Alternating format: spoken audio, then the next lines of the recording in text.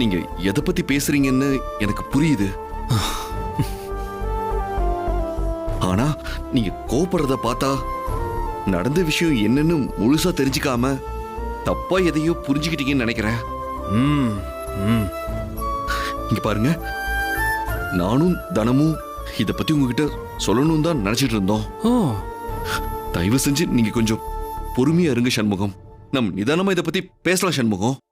என்ன நடந்துச்சு நான் உங்களுக்கு விளக்கமா சொல்றேன். யோ சும்மா நிறுத்தியா? ஊருக்கே உண்மை தெரிஞ்சு போச்சான், விளக்கத்தை இப்போ சொல்றாராம்.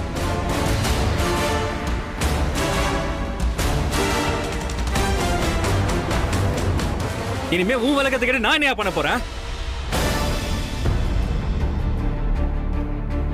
சொல்றவன் எப்ப சொல்லிருக்கணும்? இந்த விஷயம் காதுக்கு வந்தப்பே சொல்லிருக்க வேணா?